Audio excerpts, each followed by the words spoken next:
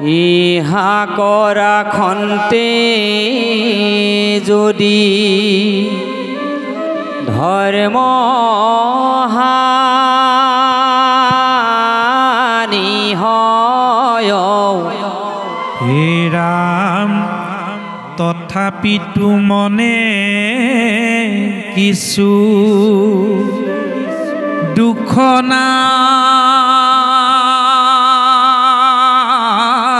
নাহি কয় আনো সাধু সবে সদা ভূত দায়া কৰে ও ৰাম দুখিত জনৰ পদে নিজাৰ্থ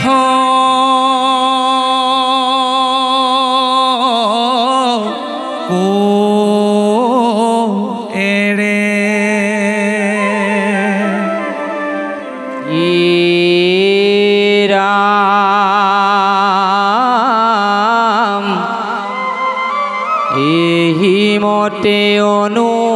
অনুৰাগ বাহন্তে যায় ও ৰাম হৰিণৰ সংগ একে তিলুনে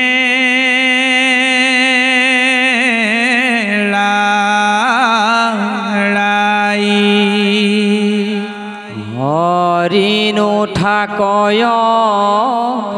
সদা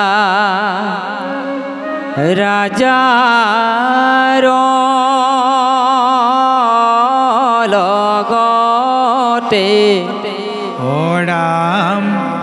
ৰাজা জয়কে যায় তাক নিবন্ত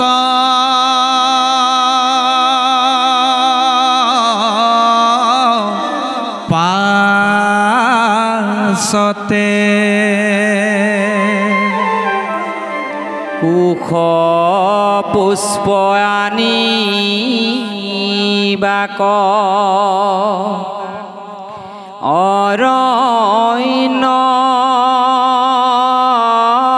কজান্ত ও ৰাম সিবেলাত হৰি নাক লগত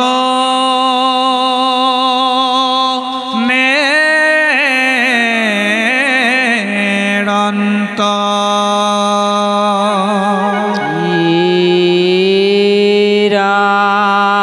ৰাম কোন ব্যাধে মাৰে বুলি শংকা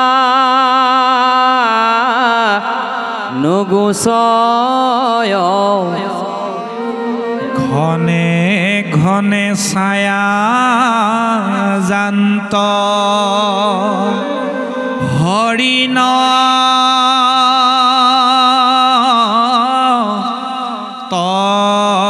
তনয় কৃষ্ণ এইদৰে হৰিণ পোৱালিটো যলৈকে যায় ৰজা পাছে পাছে ভৰতলৈকে যায় বা ভৰত যলৈকে যায় হৰিণ পোৱালিটো লগতে নেৰন্ত লগতে লৈ ফুৰে আমাৰ বিষয়খন যদি তেনেকুৱা হয় মানে লগ এৰিব নোৱাৰা হয় ঘৰ এৰিব নোৱাৰা হয় ভাগৱতলৈ আহিব নোৱাৰা হয় নাই নাই বাপ ভাগৱতলৈ সদায় যাই থাকিলে ঘৰৰ লোকচান হ'ব বাপ বোলে কাম ক্ষতি হয় বাপ বন ক্ষতি হয় বোলে লোকচান হয় যি 100 বছৰ আয়ুস পায় সাধু সংগলৈ আহিব নোৱাৰে কেৱল বিষয়তে মত্ত তেতিয়া আমাৰ ভৰতৰ দৰে আমাৰো অৱস্থা হ'ব। মহাভকত হ'লেও বিষয়ে কি কৰায়? পতিত কৰায়। আমি পদে পদে বিষয়ত পতিত। মহাপুৰুষে ঘোষাত লিখিছে, গুৰুজনাৰ প্ৰপন্ন শিষ্য প্ৰাণ বান্ধৱ বৰাৰ্প মাধৱদেৱে তেওঁ লিখিছে, অমৰ ঘোষা, হে পতিত পৰিয়া ৰৈলো এ ভৱ সাগৰে,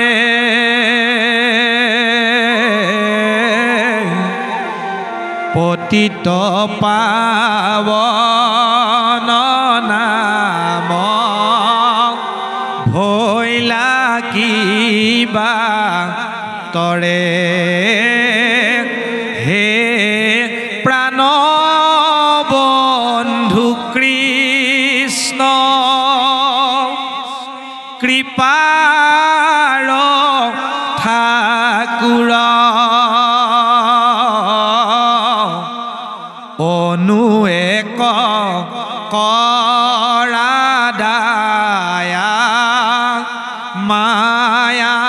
হৌক দূৰ। আমি পদে পদে পতিত হৈ থাকিব লাগে প্ৰভুসকল। তাৰ কাৰণে আমি সদা সৰ্বদা সৰ্বক্ষণে সাৱধান হ'ব লাগিব। বিষয়েতো আমাক পতিত কৰাই, শুনিবলৈকে ভাল, ক'বলৈকে ভাল, ভকতিয়েও পতিত কৰে কেতিয়াবা।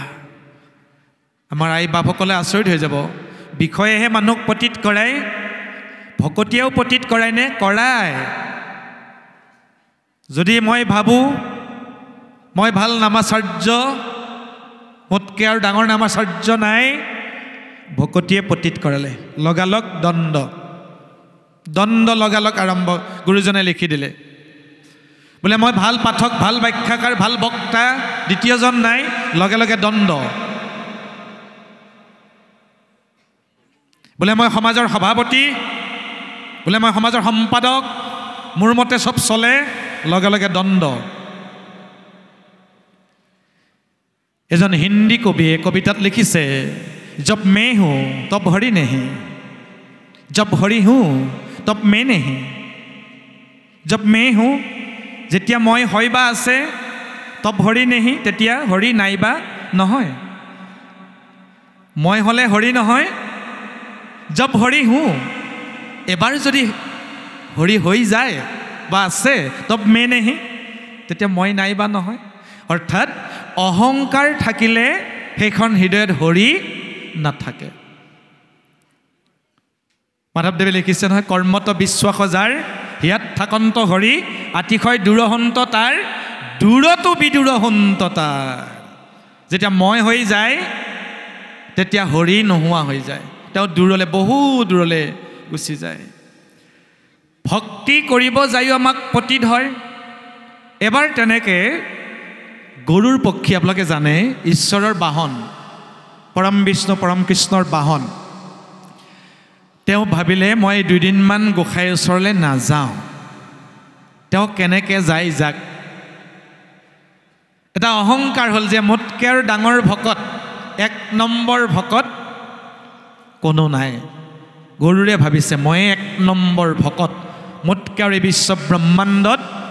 দ্বিতীয়জন ডাঙৰ ভকত নাই। গোসাঁই সৰ্বজানন্তা, তেওঁতো জানিয়ে আছে। 4 দিনমানৰ মূৰত গৈছে, বৰ ধুনীয়াকৈ ভাবিছে, আশা কৰি গৈছে গোসাঁয়ে হেনো সুধিব, গৰুৰ তুমি 4-5 দিন কিয় মোৰ ওচৰলৈ অহা নাই, মোৰ ইফালে সিফালে যাবলৈ ইমান অসুবিধা হৈছে। গৰুৰে বৰ আশা কৰি গৈছে সেই বুলি সুধিব ভাবি, কিন্তু গোসাঁয়ে নুসুধিলে। খবৰ ল'লে, ভাল বেয়া সুধিলে, তাৰপিছত ক'লে, সৌ হিমালয় পৰ্বতটো তুমি দেখিছানে? বোলে গোসাঁই মই দেখিছোঁ। বোলে তাৰ নামনি পৰ্বতটোত মোৰ তেতা যুগৰ একান্ত ভক্ত হনুমান, 4 যুগে অমৰ, তেওঁ শুই আছে, মই মাতিছোঁ বুলি তেওঁক কোৱা গৈ যোৱা। গৰুৰে আশা কৰাটো নহ'ল, বেলেগ এটাহে হ'ল। গোসাঁইৰ বাক্য সেৱা লৈ তেওঁ হিমালয়লৈ ঢাপলি মেলিলে হয় হনুমান শুই আছে তেওঁক মাতিলে গৈ হনুমান হনুমান কাণ সাৰ নাই গাত ধৰি জোকাৰি দিলে হনুমান তোমাক কৃষ্ণ গোসাঁইয়ে মাতিছে তোমাক কৃষ্ণ গোসাঁইয়ে মাতিছে উমঘামেই নাই কোনো কাণ সাৰ নাই এটা সময়ত গৰুৰ উভতি আহিল গোসাঁইক ক'লে প্ৰভু জগাই দিওঁতেতো কাণ সাৰ নায়েই কৃষ্ণই মাতিছে তুমি মাতা বুলি কওঁতেও গুৰুত্ব নাই কৃষ্ণই ক'লে এৰা তেওঁ মোক চিনি নাপায় নহয় মোৰ সহস্ৰ নাম আছে অনন্ত নাম আছে এইবোৰ তেওঁ চিনাকি নাই তেওঁ এটা নাম মাত্ৰ মোৰ লগত চিনাকি এটা নামেৰেহে মোক জানে ৰাম এক নামে মাত্ৰ মোক চিনি পায় বাকী আৰু একো নামেৰে মোক তেওঁ চিনে কৃষ্ণ ৰাম হৰি গোপাল গোবিন্দ এইবোৰ কিছু তেওঁ নাজানে ভগৱানক কেৱল ৰাম নামেৰেহে মোক জানে এইবাৰ তুমি কোৱাগে প্ৰভু শ্ৰীৰামচন্দ্ৰই মাতিছে চাবা তোমাতকৈ আগে ওলাবহি এইবাৰ আকৌ গ'ল গৈ হাতযোৰ কৰি ক'লে গৈ হনুমান হনুমান তোমাক প্ৰভু শ্ৰীৰামচন্দ্ৰই মাতিছে একদম লগে লগে তেওঁ জাগ্ৰত হৈ গ'ল বোলে ক'ত ক'ত মোৰ প্ৰভু ক'ত আছে মোৰ ৰাম প্ৰভু ক'ত আছে বুলি হনুমান আবেগিক হৈ পৰিল অশ্ৰু নিগৰি গ'ল ৰাম দৰ্শনৰ অভিপ্ৰায় হৃদয়ত জাগ্ৰত হৈ উঠিল ৰাম দৰ্শনৰ হৃদয়ত যি স্ফূৰ্তি আনন্দ তেওঁ আবেগিক হৈ পৰিল ক'লে তুমি আগবাঢ়া মই তোমাৰ পাছে পাছে গৈ আছোঁ এইবুলি মুখ হাতখিনি ধুই যাব খোজোতে গৰুৰ কিছু আগবাঢ়িল তেওঁ নিজৰ গতিত পৱন সঞ্চাৰে তেওঁ গতি কৰিলে এই যে আগে আগে গৰুৰ গৈ আছিল এইটো তেওঁ পাহৰি গ'ল সেইবোৰ ধ্যান আৰু তেওঁৰ নাই তেওঁৰ এটাই ধ্যান এটাই চিন্তন এটাই মনন ৰাম দৰ্শন এই বুলি যাওঁতে বাটত যেতিয়া গৰুৰ আগে আগে গৈ আছে তেওঁ ভাবিলে মোৰ ৰাম দৰ্শনৰ মাৰ্গত পথত কোনে বাধা দিছে মোক এইটো কি বস্তু মোৰ আগত তেওঁ কাকোৱে চিনি নাপায় কেৱল ৰামকহে জানে তৎক্ষণাত কি বস্তু তেওঁ নাজানে থাপ মাৰি শালিকাজনীয়ে ফৰিংটো আলফুলে ধৰাৰ দৰে হনুমানে থাপ মাৰি গৰুৰক ধৰি কাষলতিৰ তলত আলফুলকৈ ল'লে দুখ নোপোৱাকৈ যাতে তেওঁৰ গতিত বাধা নহয় গ'ল সেৱা সৎকাৰ ইফালে গোসাঁয়ে লক্ষ্মীৰ লগত পাতি আছে মোকতো চিনি নাপাব তেওঁ এতিয়া আমি মুহূৰ্তৰ কাৰণে ৰাম হ'ব লাগিব কৃষ্ণ অৱতাৰতে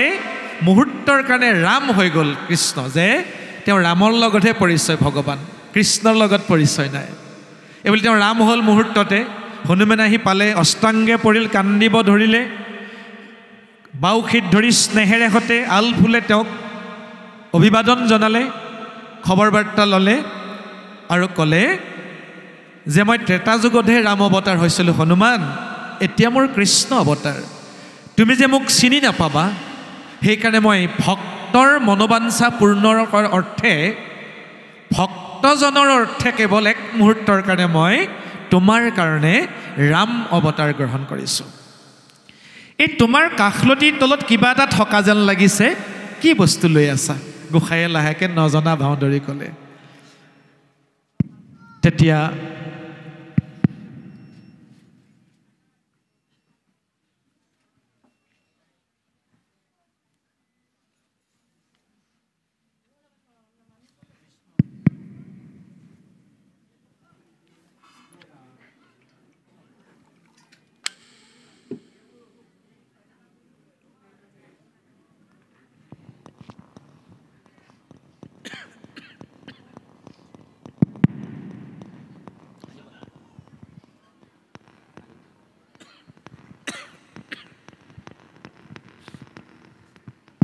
কৃষ্ণ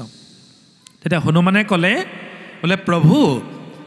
কি বস্তু মই নাজানো মই কোনো অপকাৰ কৰা নাই কাৰণ মহাভক্তবিলাকে কাকো জীৱহিংসা নকৰে ভক্তৰ প্ৰধান লক্ষণ হৈছে প্ৰাণীসমূহক দয়া কৰে মোৰ ৰাম দৰ্শনৰ পথত মাৰ্গত কিবা এটাই মই বাধা দিয়ে যেন পালোঁ সেইকাৰণে মই আলফুলে তাক ৰাম দৰ্শন নোহোৱালৈকে যাতে সি মোক দ্বিতীয়বাৰ অসুবিধা কৰিব নোৱাৰে মই কাষলতিৰ তলতে তাক আলফুলকৈ ৰাখি থৈছোঁ কি বস্তু মই নাজানো প্ৰভু তেতিয়া গোসাঁয়ে ক'লে বোলে সেইটো মোৰেই বাহন গৰুৰ গৰুৰ যে অহংকাৰ হৈছিল সেইটো আৰু নক'লে কাৰ্যৰে বুজাই দিলে যিয়ে আন এজন মহাভকতে কাষলতিৰ তলত চেপা দি ৰাখি থাকিব পাৰে গৰুৰে ভাবিছিল মই আটাইতকৈ ডাঙৰ ভকত মোতকৈ এক নং আৰু ভকত নাই গৰুৰে লগে লগে হনুমন্তৰ চৰণত সেৱা জনালে গোসাঁইৰ চৰণত অষ্টাংগে পৰি সেৱা জনালে গতিকে আমি কেতিয়াও অহংকাৰ কৰিব নাপায় প্ৰভুৰ যেতিয়া কৃপা হয় কীৰ্তনৰ প্ৰথম শ্লোকটোতে লিখিছে নহয় কৃষ্ণায় বাসুদেৱায় দেৱকী নন্দনায় চ নন্দ গোপ কুমাৰায় গোবিন্দায় নমো নমঃ নমঃ পংকজনাভায় নমঃ পংকজমালিনে নমঃ পংকজনেত্ৰায় নমস্তে পংকজংঘ্ৰায়ে বসুদেৱসুতং কৃষ্ণ কংস সানুৰমৰ্দনম দেৱকী হৃদয়ানন্দং কৃষ্ণং বন্দে জগদ্গুৰুম হৰি ৰাম ৰাম হৰি ৰাম ৰাম মূকং কৰোতি বাচলং পংগুং লংঘতে গ্ৰীম যৎ কৃপাতমহং বন্দে পৰমানন্দ মাধৱম মূক বুবাই কথা ক'ব পাৰে কেতিয়া যেতিয়া প্ৰভুৰ কৃপা হয় মূকং কৰোতি বাচলং বুবাই কথা ক'ব পাৰে পংগুং লংঘতে গিৰিম পংগুই পৰ্বত বগাব পাৰে কেতিয়া যৎ কৃপাতমহং বন্দে পৰমানন্দ মাধৱম পৰমানন্দ মাধৱ গোবিন্দ গোসাঁইৰ যেতিয়া কৃপা হয় আজি বৰ্তমান ভাৰতবৰ্ষত এগৰাকী পংগু ছোৱালীয়ে সিদিনা দ্বিতীয়বাৰৰ কাৰণে এভাৰেষ্ট জয় কৰিলে নামটো জানানে মনত আছে নোট কৰি থবা ময়ো পাহৰিছোঁ এই মুহূৰ্তত নামটো ভাৰতীয় এগৰাকী ছোৱালীজনী ভৰি এখন ভাঙিছে ভৰিখন নাই ডক্টৰে কাটি পেলাইছিল মই নামটো এই মুহূৰ্তত পাহৰি গৈছোঁ এইবোৰ জানিব লাগে আমাৰ ছাত্ৰ ছাত্ৰীসকলে এইটো বহুত দৰকাৰী কথা আটাইতকৈ ডাঙৰ বহুত ডাঙৰ পৰীক্ষাত আহি যাব এইবিলাক কথা প্ৰতিযোগিতামূলক পৰীক্ষাত আহি যাব এইটো কথা ভাৰতবৰ্ষৰ এগৰাকী পংগু ছোৱালী এখন ভৰি নাই সম্পূৰ্ণ তাই ইমান ইচ্ছা পৰ্বত বগাবলৈ যিকোনো নহয় তিলা নহয় এভাৰেষ্ট শীৰ্ষত আৰোহণ কৰিবলৈ ইমান এপা তাই সাধনা কৰিলে প্লাষ্টিকৰ ভৰি এখন টেকন'লজিৰ যুগ কাৰিকৰী বিদ্যাৰ কৌশল অৱলম্বন কৰি এভাৰেষ্ট জয় হ'ল ছোৱালীজনী এইখন ভাৰতত সিদিনা এই যে গুৰু বাণীসমূহ যে প্ৰমাণ থাকিব লাগিবতো গুৰু বাণীসমূহ যে প্ৰমাণ আছে পংগুই যে পৰ্বত বগাব পাৰে তাৰ জ্বলন্ত উদাহৰণ ভাৰতবৰ্ষত আছে বুবাই যে কথা ক'ব পাৰে তাৰ জ্বলন্ত নিদৰ্শন ভাৰতবৰ্ষত আছে অসমত আছে এইটো যেতিয়া প্ৰভুৰ কৃপা হয় গতিকে আমি প্ৰভুৰ কৃপাৰ পাত্ৰ হ'ব লাগিব আৰু প্ৰভুৰ কৃপাৰ পৰা যাতে আমি বঞ্চিত হ'ব নালাগে তাৰ কাৰণে আমি সদায় আত্মলঘিমাৰে অৰ্থাৎ অহংকাৰ শূন্যভাৱে আমি ভক্তি কৰিব লাগিব আত্মগৰিমাৰে যিয়ে ভকতি কৰে এইবোৰ মাধৱদেৱৰ শব্দ আত্মগৰিমা অৰ্থাৎ অহংকাৰযুক্তভাৱে যিয়ে ভকতি কৰে তেওঁ ভক্তি কৰা নকৰা একে বৰং তেওঁ অথন্তৰহে মিলিব দ্বন্দ্বহে আহিব আমাক উপায় দিছে অহংকাৰ শূন্য হৃদয়তহে ভকতিৰ বীজ অংকুৰিত হয় আমি সামৰিব লাগিব আৰু অলপ পিছতে মোৰ অতি মৰমৰ বয়সত মোতকৈ বহুত সৰু সেইকাৰণে মৰমৰ আৰু মোৰ ভকত প্ৰাণ বান্ধৱ হিচাপে শ্ৰদ্ধাৰ আত্মাৰ সৰু ডাঙৰ বয়সৰ কথা নাই আমি আত্মিক সম্পৰ্কত মোৰ বাপ শ্ৰদ্ধাৰ বিনীত বৰা বাপ আপোনালোকৰ মৰমৰ শ্ৰদ্ধাৰ বিশ্বনাথ চাৰিআলিৰ আজি বহু বছৰ আগৰ পৰা আমাৰ এটা সুহৃদ সম্পৰ্ক আত্মিক সম্পৰ্ক হৈ আছে তেওঁৰ অনুষ্ঠানটো যদিও পিছবেলা আছিল বিশেষ অসুবিধা হেতু তেওঁ আহিব লগা হ'ল আমাৰ এইটো কোনো কথা নাই আমি ভকতে আত্মিকভাৱে আমি মিলাই ল'ব লাগিব আধা ঘণ্টা ইফাল সিফালকৈ যেটো আমাকো নিমন্ত্ৰণ কৰিলে আজিৰ দিনটোত নিৰ্দিষ্ট হিচাপে প্ৰভু ঈশ্বৰে তেওঁ বিশেষ অসুবিধাত আহিব লগা হ'ল আমি কিছু পিছতে তেওঁক আমাৰ ব্যাখ্যাৰ আসনখন আমি সভক্তিৰে তেখেতলৈ আগবঢ়াম আৰু অকণমান সময় এটা সকলো প্ৰভুৰ ইচ্ছা তেওঁ সুন্দৰ নাম গায় সুন্দৰ ব্যাখ্যা কৰে হিৰোমণি গ্ৰুপৰ তেওঁ নেতৃত্বত আছে কৰোণা কালত হিৰোমণি এটা অনলাইন ভাগৱত গ্ৰুপ খুলিছিল এই অধমকো তেওঁ দুবাৰ পাঠত যোগ কৰাইছিল অলপতে আমাৰ মংগলদৈত প্ৰথমখন বাস্তৱত হিৰোমণি গ্ৰুপৰ সভা হৈছে আকৌ দ্বিতীয়খন অলপতে গোগামুখত হ'ল মই গোগামুখত যাব নোৱাৰিলোঁ মংগলদৈত আমি থাকি আমাৰ দৰঙীয়া ঠাচ দৰঙীয়া সুৰ দৰঙীয়া লহৰ গোটেইখিনি তেওঁলোকে গোটেই অসমৰ পাঠকসকলে টেপ ৰেকৰ্ড কৰি লৈ আহিছে দৰঙীয়া ঠাচটো সম্পূৰ্ণ বেলেগ অসমৰ কোনো সুৰৰ লগত মিল নাই বাকী যোৰহাট শিৱসাগৰ লখিমপুৰ বহুত মিল আছে কিন্তু দৰঙৰ ঠাচটো সম্পূৰ্ণ সুকীয়া সেইদিনা খুব ভাল অনুষ্ঠান এটা তেওঁ কৰিছিল তেওঁলৈ মোৰ শ্ৰদ্ধা যাচিছোঁ আৰু অকণমান সময় তেওঁক আমি সেৱা ধৰিছোঁ হৰিভক্তিৰ মহিমা অপাৰ গুৰু দুজনাই আমাক এই ভক্তিৰ মহিমা ইহকাল পৰকালত কি হ'ব নহ'ব আমি নেদেখোঁ মুক্তি হ'ব বুলি ভাগৱতে কৈছে আৰু ইহকালৰটো আমি দেখিম বা দেখি আছোঁ ইহকালত আমি আৰম্ভণিত ক'লোৱে বোলে বন্ধ্যা নাৰী হৈ পুত্ৰৱতী নিধনী হৈ ধনৱন্ত ভাগৱতৰ অপাৰ মহিমা ব্যাপক মহিমা গোটেই চাৰিমুঠি জীৱৰ কল্যাণ য'ত সোমাই আছে আমি ভাবিছোঁ ইয়াত অহা মানুহখিনিহে আমাৰ উপকাৰ হ'ব তেনে নহয় উৰণ বুৰণ গজন ভ্ৰমণ চাৰিমুঠি জীৱৰ য'ত কল্যাণ সোমাই আছে ইতৰ প্ৰাণীসমূহে য'ত অপেক্ষাকৃত হৈ আছে মানুহে কেতিয়া হৰিনাম গাব জীৱশ্ৰেষ্ঠ মানুহে কেতিয়া ঈশ্বৰৰ নাম ল'ব ল'লেই ইতৰ প্ৰাণীসমূহ উত্তৰণ তৰি যাব পাৰে সদায় ইতৰ প্ৰাণীবিলাকে বাট চাই থাকে মানুহ হ'লে সেইকাৰণে আমি হৰিনাম ল'ব লাগে নিজে তৰি আনক তৰাবৰ কাৰণে আপোনোক ঘোষা লিখিছে নহয় নিজেও তৰা পুৰুষ উদ্ধৰা এনেকৈ হৰিনামৰ অপাৰ মহিমা তাৰ কাৰণে নীতি সংযম শৰণ ভজন গ্ৰহণ কৰি আমি হৰিভক্তি পালন কৰিব লাগিব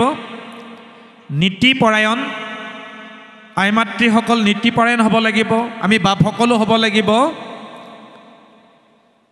আমাৰ ভাগৱতৰ এটা অধ্যায় আছে আন স্কন্ধত ধ্ৰুৱ চৰিত্ৰ বুলি এটা আমি অধ্যায় পাইছোঁ তাত ধ্ৰুৱৰ মাতৃ দুগৰাকী দেখুৱাইছে নিজৰ মাকৰ নাম কি আইসকল ধ্ৰুৱৰ মাকৰ নাম বাপসকলেতো বাৰু জানেই পাঠ সদায়ে চাই থাকে আইসকলক সুধিছিলোঁ সেইকাৰণে ঠিক আছে সুনীতি সু মানে ভাল নীতি যিগৰাকী মাতৃয়ে জীৱনত ভাল নীতি পালন কৰিব পাৰে তেওঁৱেই সুনীতি মাতৃ কি ভাল নীতি দিনটোৰ প্ৰথম ভাল নীতি হৈছে সৌশুদ্ধি স্নানৰ অন্তত ৰাতিপুৱা যি ঈশ্বৰ সেৱা হ'ল ভাল নীতিৰ এক নম্বৰটোৱে হৈছে ঈশ্বৰ সেৱা স্বামী সেৱা গুৰু সেৱা শহুৰ শাহুৰ সেৱা পুত্ৰ পুত্ৰীৰ সেৱা অতিথি সেৱা ভকত সেৱা মানৱ সেৱা সমাজ সেৱা এই নীতিসমূহ যিবোৰ মাতৃৰ গাত থাকে তেওঁ ধ্ৰুৱৰ দৰে সন্তানক বৰেণ্য সন্তানক জন্ম দিব পাৰিব আদৰ্শ মাতৃ হ'ব পাৰিব দীৰ্ঘম্যাদী সন্তানক জন্ম দিব পাৰিব তাৰ বিপৰীতে সুৰুচি সু মানেও ভাল কিহত ভাল নীতিত ভাল নহয় কিহত ভাল ৰুচিত ভাল কি ৰুচি খাই ভাল লাগে চাই ভাল লাগে যাই ভাল লাগে পিন্ধি ভাল লাগে সপ্তাহত 6 দিন 7 দিনে এসপ্তাহ 6 দিন স্কুল কলেজ হয় 6 দিন জাতীয় বিদ্যালয়ত যাই 6 যোৰা কাপোৰ সলাই ভাল লাগে ৰুচিতেই যিগৰাকী মাতৃ ব্যস্ত নীতি যাৰ নাই গতিকে ৰুচিত থাকিলে কি হয় তেওঁ খন্তেকীয়া সন্তানৰ মাতৃ হয় দীৰ্ঘ আয়ুষৰ সন্তান জন্ম দিব নোৱাৰে কম আয়ুষ তেওঁ মাতৃ হ'ব সুৰুচিয়ে জন্ম দিলে উত্তম নামটোহে উত্তম গুণগত মানদণ্ড নাই 10 বছৰতে তেওঁৰ মৃত্যু হৈছিল গতিকে সুনীতি আৰু সুৰুচি মই আইসকলৰ সংখ্যাই বেছি আমি সামৰিম কাৰণে খুব দৌৰা দৌৰিকৈ মই এই কথাখিনি টানি আনিছোঁ আন এটা স্কন্ধৰ পৰা আইসকলৰ কাৰণে বিশেষভাৱে মই আইসকলৰ চৰণত সেৱা ধৰিছোঁ ৰুচি আমাক লাগিব প্ৰয়োজনীয় ৰুচিখিনি গ্ৰহণ কৰি অত্যাধিক মাত্ৰাত ৰুচিখিনি বৰ্জন কৰক মোৰ সেৱা আইসকলে বেয়া পাইছে নেকি বাৰু নীতি বঢ়াওক ৰুচি কমাওক এটো বিজ্ঞানসন্মত কথা আইসকল ত্যাগৰ মনোভাৱ গঢ়ি তোলক ঘৰখনৰ কাৰণে সন্তানৰ কাৰণে সমাজৰ কাৰণে যিমান পাৰে ত্যাগী হওক ত্যাগী মাতৃয়েহে মানৱ সম্পদ সৃষ্টি কৰিব পাৰে বৰেণ্য সন্তান জন্ম দিব পাৰে ৰুচি সম্পন্ন মাতৃয়ে অনবৰতে সুৰুচি হৈ থকা ৰুচিত থকা মাতৃয়ে কেতিয়াও নিজৰ সন্তানক মানৱ সম্পদ সৃষ্টি কৰিব নোৱাৰে কাৰণ তেওঁ ৰুচিতেই ব্যস্ত কাইলৈ ল'ৰাৰ পৰীক্ষা দেউতাকক গতাই দিলে তেওঁ মেলালৈ গ'ল পৰহিলে ছোৱালীৰ পৰীক্ষা তেওঁ দেউতাকক গতাই দিলে তেওঁ ভ্ৰাম্যমানলৈ গ'ল তেনে ৰুচি আছেই লাগিয়ে আছে ৰুচি ত্যাগৰ যদি মনোভাৱ নাথাকে আমি সন্তানক কেতিয়াও মানুহ কৰিব নোৱাৰিম আৰু মোৰ সেৱা আইসকলৰ চৰণত সেৱাৰ মনোভাৱ গঢ়ি তোলক যিমান পাৰে ঘৰখনৰ যিমান দায়িত্ব কৰ্তব্য আছে আইসকলে সেৱাৰ মনোভাৱেৰে কৰক জেদ ভেদ মনত ভাবি নধৰিব কেৱল সেৱাৰ মনোভাৱ বাপ হৈছে বহক বহক হ'ল নাই এটা আমি কৈছিলোঁ নহয় এটা থাকিম বুলি এটা বাজিছেহে বহক বহকচোন ভকতসকল যদি আমি এনেকুৱা হওঁ আকৌ আমাৰ বামনয় পন্থৰ মানুহে কি বুজি পাব বহক হৈছে আহক আপুনি আহক কৃষ্ণ